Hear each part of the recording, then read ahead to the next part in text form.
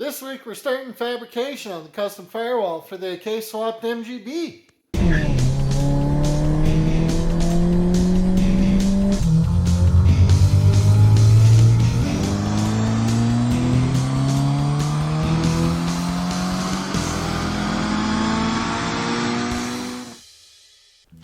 So today we're going to work on the firewall. I would like to get the passenger side finished and all mocked up. Not necessarily welded in place yet, but at least mocked up and done. That's probably going to take me most of the weekend, if I'm honest, because there's a lot of geometry going on there. So we've got that going on. But first, before I do anything else, I'm going to do a little bit of cleanup in here because there's kind of just tools everywhere and I don't like working like that. So I'm going to go off camera, do some cleanup. And once it's warmed up in here, I will be right back with you. So the other thing I should mention is the trick, one of the tricks I'm using. I learned it from Finnegan's Garage. I'm sure lots of other people do it. He probably learned it from somewhere else. It's just the one that's coming to mind where I know I've seen it. But that's to get all my complicated bends figured out, at least initially. I'm using TIG filler rod. In this case it's 3/32, but I don't think size really matters. The thinner stuff is probably easier to work with, frankly. This is just what I had that wasn't stainless, because I don't want to waste my stainless filler rod. So yeah, it's easier to work with, and you just figure out your bends, and then if you have it wrong, you just grab another one. A whole tube of them is like $20 or something, so if you get it wrong a couple times, oh well. But it's also easy if you get the angle a little wrong, you can flex it, bend it more, take some bend out. It's just easy to work with. And it's easy to get in and out of the space you're trying to figure it out, rather than wrestling a whole piece of sheet metal in there, because sometimes that is a pain in the ass to get in and out.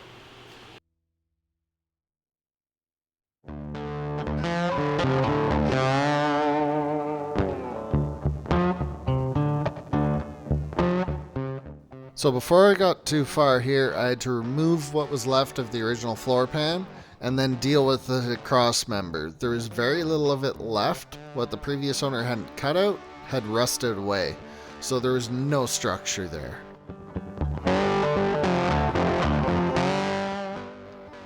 That's where I realized I was using the wrong thickness of metal for the piece.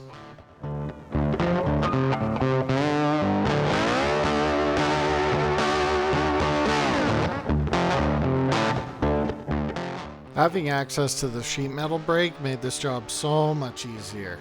The only problem with it is eventually I have to return it. Then what'll I do?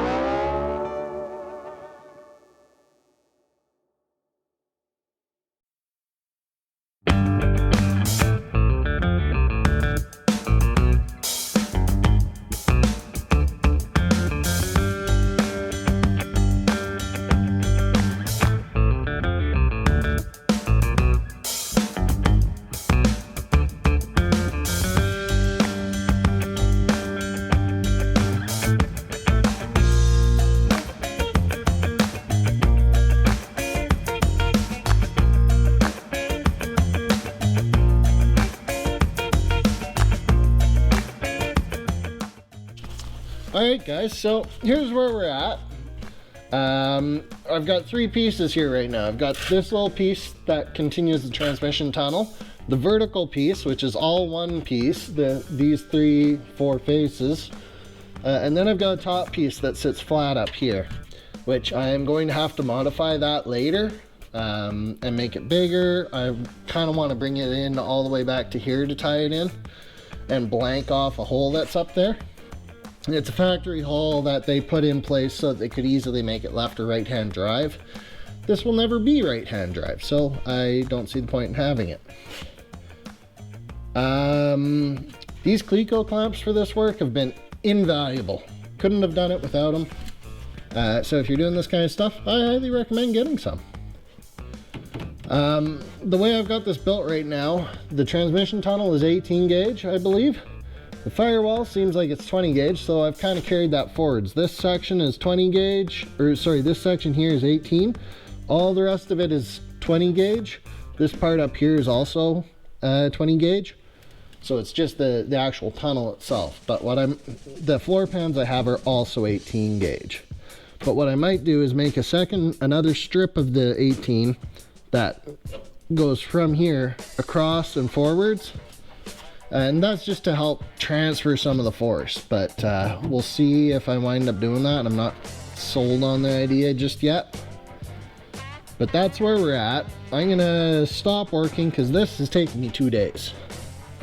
And I want to sit back, have a think about it, make sure this is how I want it to do this before I actually go and finish assembling it and fabricating it and welding it in place, because then it's hard to change. Right now, it's not that hard to change. Alright guys, so over here I wasn't completely happy with the panel I made that covered this, because it was never going to mate up properly, and then I'd have to fill all these screw holes in this panel, because this would have been for the pedal assembly on the right hand drive cars, which this will never be, so why would I want to have a hole there? So I wasn't completely happy with it. And I thought and I thought and I hummed and I hawed, and I've decided all of this needs to go and get replaced. So what I'm going to do is I'm going to trace this out and figure out exactly how I want it to look, and then choose a spot right about here. I think I'm pointing about where I want. And then I'm going to cut this off, take the existing out, and fuse in a new panel that covers the whole 9 yards. That'll be all nice and flat and look pretty, and everyone will be happy. Most importantly, myself. So that's the plan. I gotta go figure out how I'm actually gonna get this done without things moving all over the place. So I'm gonna go figure that out, and I'll be right back with you. And by figure it out, I mean wing it.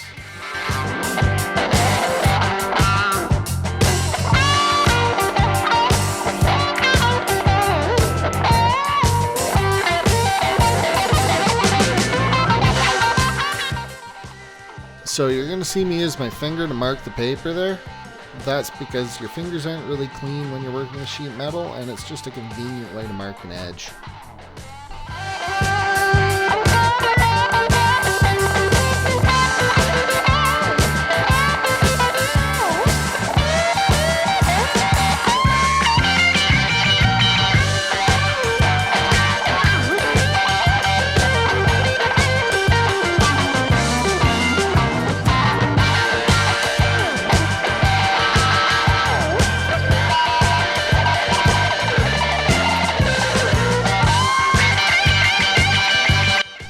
Alright guys, so here's an important lesson. You know, checking things instead of just going full send and keeping your head on your shoulders. This is the right shape. Except for 3 things. That one, and that one. I bent them the wrong way. This is supposed to sit in there like this with these flanges all turned down. So now, I have to try and either remake this piece or bend all the flanges the other way and hope I don't weaken the metal too much. Check twice. This is a lesson I should know.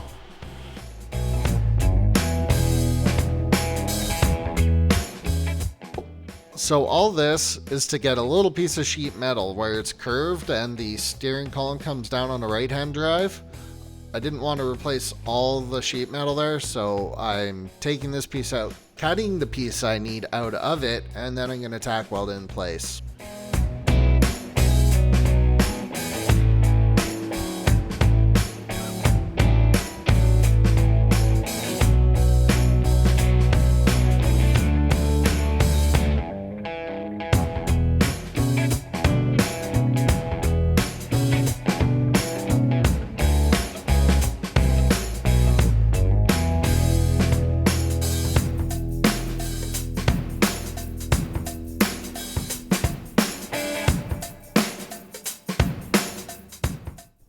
So you're going to see here the very small piece of metal we just cut out. We're going to get tack welded in place so they can mock up all the other sheet metal around it.